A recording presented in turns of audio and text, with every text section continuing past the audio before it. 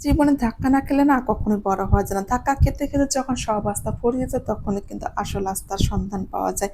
আসলে বাবা-মার সেই ছোট্ট আদরের মেয়েটাও কিন্তু শ্বশুরের বাড়িতে গেলে অনেক বড় হয়ে যায়। আসলে কি জানেন? মানুষ কখনোই মানুষের মনের মতো হতে পারে না। যখনই আপনি মানুষের মনের মতো হওয়ার চেষ্টা করবেন তখনই তারা বুঝিয়ে দিবে যে আমাদের জন্য কি করেছো। আজ পর্যন্ত এই পরিবারে কি করেছো। এটাই হচ্ছে মানুষের আসল রূপ। হ্যালো এভরিওয়ান, আসসালামু আলাইকুম। আমি মাইমুনা আক্তার সিদ্দিক। বরাবরের মতো রান্না-বান্না দিয়ে ব্লগটি শুরু করে দিয়েছি। আজকে সকালবেলা ঘুম থেকে উঠে হালকা পাতলা কিছু নাস্তা করে নিয়েছি। নাস্তা বলতে ২ টা খেজুর, ১ টা কলা খেয়ে নিয়েছি। এরপর ভাবছিলাম কিছু রান্না-বান্না করে নেই। আর কিছুদিন ধরে কিন্তু সকালবেলাটা আমি হালকা পাতলা রান্না-বান্না করার চেষ্টা করতেছি।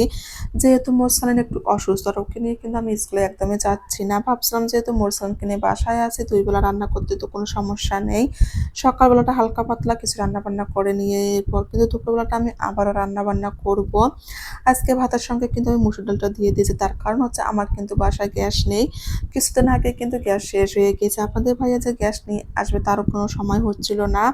আর আমার মিটারে কিন্তু ইউনিটটা একদমই কম করে দেওয়া আছে। আর আমি চাইলেও কিন্তু রাইস কুকার, মেঝে চুলা একসঙ্গে চালাতেই পারি না। আর এক, এক করে রান্না করতে গেলে না অনেকটা সময় লেট হয়ে যায়। সেজন্য কিন্তু আমি বুদ্ধি করে একটু রাইস কুকারে মসুর ডাল দিয়ে দিয়েছি। এতে কিন্তু পারফেক্ট ভাবে সিদ্ধ হয়ে গিয়েছে। এদিকে তো ভাত হয়ে গিয়েছে। আমি কিন্তু ঢেঁড়স ভাজিটাও বসিয়ে দিয়েছি। এর ফাঁকে কিন্তু মসুর ডালটা সুন্দর করে বেটে নিয়েছি। এভাবে রান্না করলেও না আমার কাছে খেতে অনেক বেশি ভালো লাগে। আমি কিন্তু সবসময় এভাবে রান্না করি না। যখন আমার বাসায় গ্যাস থাকে না তখনই কিন্তু আমি একটু এভাবে রান্না করি না। তারপরও না খেতে অনেক বেশি মজার লাগে। আমরা যেহেতু বাঙালি, আর বাঙালি হিসেবে কিন্তু ডাল, ভাজি, ভর্তা এগুলো খেতে অনেক বেশি ভালো লাগে। আর আমরা যতই মাছ মাংস খাই না কেন, দিন শেষে না একটু ভাজি, একটু ডাল, একটু ভর্তা হলে আমরা তো অনেক বেশি মজা করেই খেতে পারি। এদিকে রান্না করতে, করতে আপনাদের ভাইয়া ঘুম থেকে উঠে পড়েছে। আর আমি তো আজকে সকালবেলা কোনো নাস্তাই তৈরি করিনি। ভাবছিলাম ওকে কি খেতে দেব।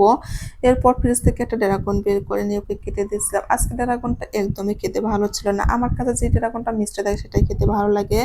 কিন্তু এটা একদমই বাজে ছিল। তারপর ২-১ পিস খেয়েছি। এই তো আপনাদের ভাইয়া যে আমি ড্রাগন ফলটা কেটে নিচ্ছি, আর ভাবছিলাম যে আল্লাহর সৃষ্টির কোনো তুলনা হয় না। আল্লাহর সৃষ্টি যে এতটা বেশি সুন্দর, না দেখলে কিন্তু বোঝাই যায় না। আল্লাহ যেটা সৃষ্টি করেছেন তারই কিন্তু কোনো তুলনা হয় না।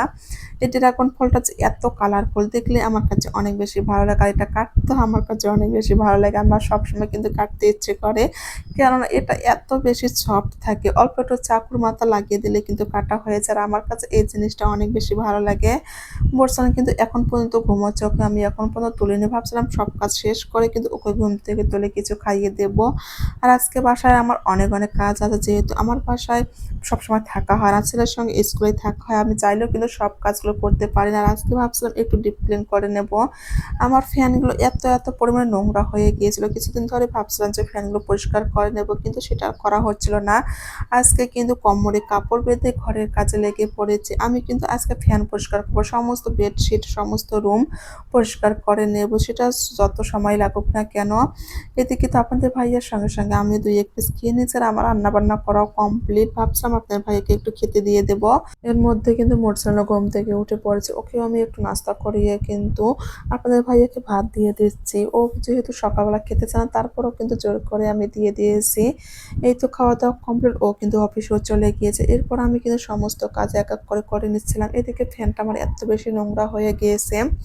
কিছুদিন ধরে কিন্তু পরিষ্কার করব, করব বলে কিন্তু করতে চাচ্ছিলাম। তারপরও করতে পারছিলাম না। ভাবছিলাম আজকে করব, যেহেতু আমার ঘরের সব ফ্যানগুলো সাদা রঙের। আর এগুলো ক্লিন করতে যে এত বেশি কষ্ট হয়। কিছুদিন পর, পর কিন্তু ক্লিন করতে হয়, না হলে কিন্তু অনেকটা নোংরা জমে থাকে।